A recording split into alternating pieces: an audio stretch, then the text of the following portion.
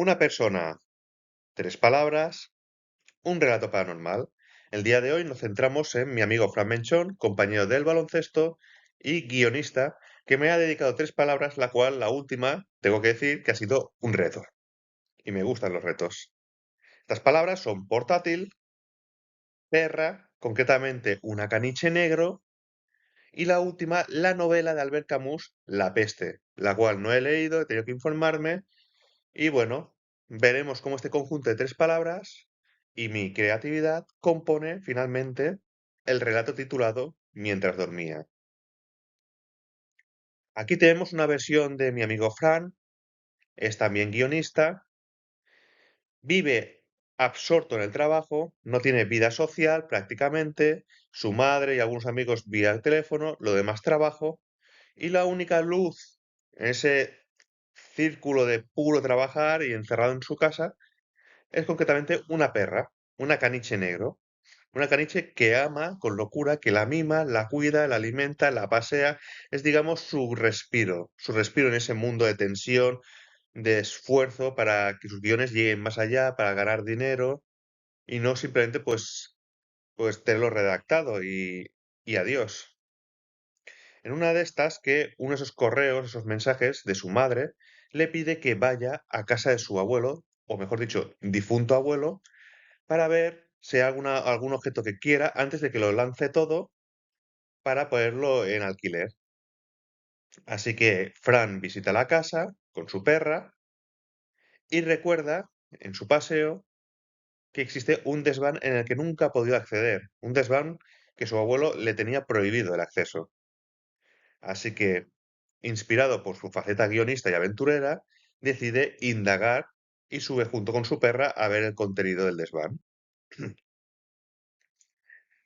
Al poco de buscar, su perra ya empieza a ladrar. Ha encontrado algo que le llama la atención. Y cuando Fran va a investigar, resulta que hay un libro polvoriento y grueso titulado La peste.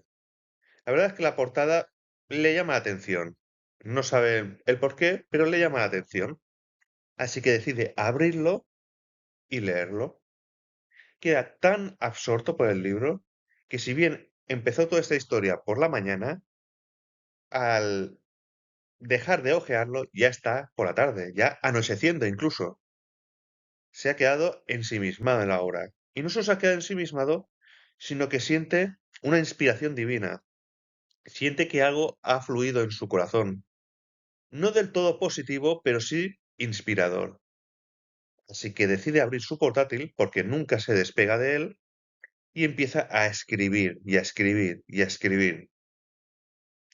La verdad, este ciclo de escritura, lo cual le lleva toda la noche, es por fin interrumpido por su perra cuando le ladra molesta. Le ha tenido olvidada, así que cuando ya despierta de ese ensimismamiento, decide disculparse, acariciarla e incluso baja del desván a la cocina a prepararle la comida, el agua, se lo suben unos platitos y cuando por fin parece que ya deja de gruñirle, enfadada, y se pone a comer, pues él regresa a su trabajo. La lectura del libro, aparte de ser inspirador, también le despertaba unos sentimientos oscuros. Él era una persona que no se sentía parte de la sociedad. Sentía que la sociedad era corrupta, malvada. Por ello vivía con su perra, porque sentía que el animal era puro. Él se estaba esforzando mucho, trabajaba mucho, quería llegar al público, pero a la vez sentía que el público no era lo que él creía cuando empezó este tipo de carrera. Sentía que la sociedad estaba podrida, demacrada, que era injusta, que la gente era egoísta. Empecé a sentir un desprecio, sentía cierta repugnancia por la psique humana. Quizás no era así de inicio, pero el libro de alguna manera le florecía, le hacía crecer esos sentimientos. Y si bien eran unos sentimientos que podían considerarse malvados, o equivocados, o antisociables, la verdad es que eran dinamita. Le estaba despertando un gran conjunto de ideas, un guión perfecto. Un guión que se extendía y se extendía páginas y páginas, y que no podía parar de escribir. De hecho, ni era consciente de lo que estaba escribiendo, porque era como estar pensando y dejar fluir las manos. Pero era un pensamiento propio, no sumergido. Era algo que estaba dentro de él y que florecía gracias a las palabras del libro. Sin embargo, tenía un coste, y es que está tan absorto que el tiempo pasaba. Y cuando volvió a despertar de ese ensimismamiento, de ese estado de concentración y de eficiencia como guionista, se encontró a su perra tirada en el suelo. Se preocupó, se acercó a ella y resulta que solo estaba dormida. ¿Cuántas horas habrían pasado esta vez? Así que miró y vio el teléfono a reventar de correos y de mensajes, especialmente de su madre, que le había llamado varias veces. Estaría preocupada. Él miró.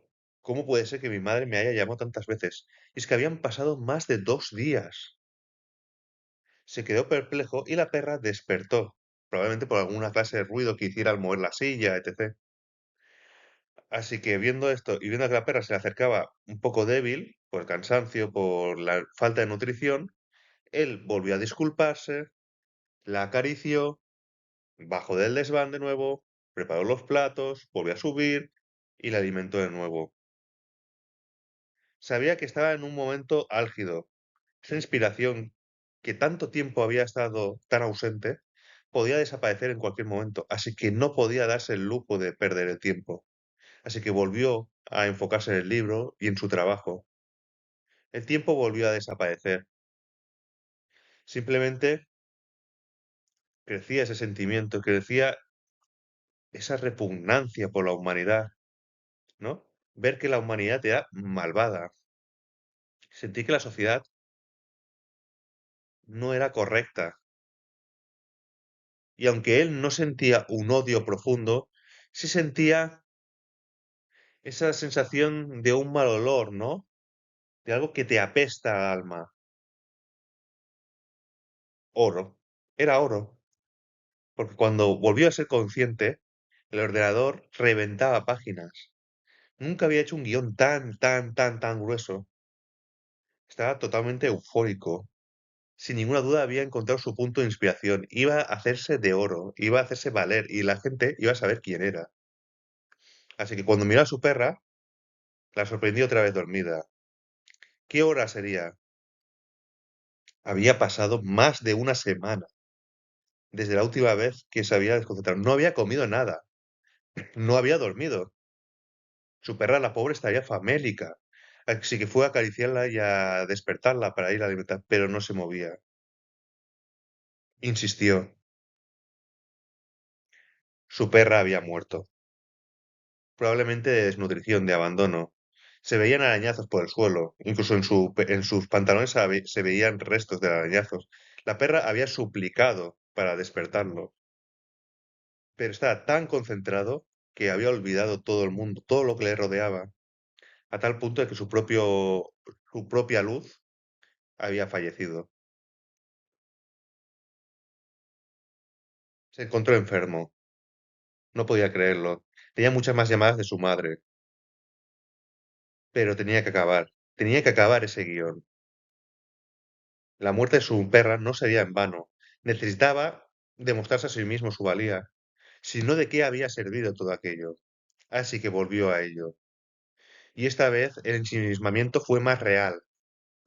Se sintió transportado a una ciudad desconocida. Intentaba descubrir qué estaba sucediendo. Parecía que había pasado más de medio siglo en esa ciudad. ¿Qué era ese lugar?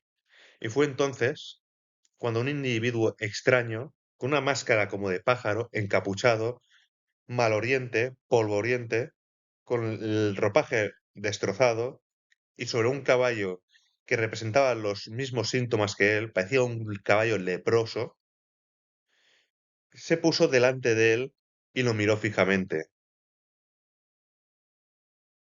Hubo un silencio. Fran le miraba atentamente. ¿Quién era ese individuo? Y fue en ese momento en que habló. No recordaba las palabras que había dicho, pero lo entendió. Entendió que era uno de los cuatro jinetes del Apocalipsis. que era la peste, y entendió que aquel libro no era una novela, era un grimorio que lo mantenía encerrado, y que la única forma de abrirlo era conseguir que alguien, al abrirlo, pudriese tanto su alma que permitiese a ese ente escapar. Esa pesadilla afortunadamente se interrumpió porque él se despertó completamente solo. Ni siquiera el cadáver de su perra, porque ahora ya no yacía en el desván, yacía en un hospital. ¿Dónde estaba? Estaba todo oscuro, salvo por la luz diurna que entraba por la ventana. ¿Por qué tanto silencio? ¿Por qué había desorden? ¿Por qué se veía la pintura degradada? Se levantó, gritó. Nadie escuchó o nadie contestó. En cualquier caso, salió al pasillo. Parecía un hospital completamente abandonado. ¿Es que acaso se había vuelto loco y estaba en una especie de manicomio? No lo parecía, pero ya no tenía, necesitaba una explicación. Y de este modo abandonó este hospital y pisó las calles, también desiertas, periódicos, charcos, suciedad. Ahí no había servicios de limpieza. Y cuando creía que estaba completamente solo, escuchó unos ruidos, unos pasos fatigados. Una sombra se deslizaba hacia él, y él sonrió. No estaba solo. Una sonrisa que se quebró al descubrir lo que venía delante, mientras sus ojos y sus muecas mudaban al completo terror. Fin. Pues bueno, Fran, espero que te haya gustado este relato que te dedico. No quiero que lo tomes literal, no estoy diciendo que esa sea tu forma de sentir y del mundo, ni que estés obsesionado con el trabajo, pero sí quiero dejarte un pequeño mensaje y es algo que me enseñaste tú, y es que cada protagonista en su propia historia, para llegar a hacer esa gran misión, hacer esa gran obra y su gran conclusión, siempre va precedido de un conflicto. Y aquellos que son buenos personajes, buenos protagonistas, debemos de ser capaces de superar ese conflicto. Y te agradezco mucho este aprendizaje y espero que no lo olvides tú también. Te aprecio muchísimo y estoy con muchas ganas de ver hasta dónde llega tu carrera como guionista y como director, porque te lo digo en serio, ojalá llegue lo más alto y acabemos viendo más películas. Venga, te quiero mucho. Cuídate.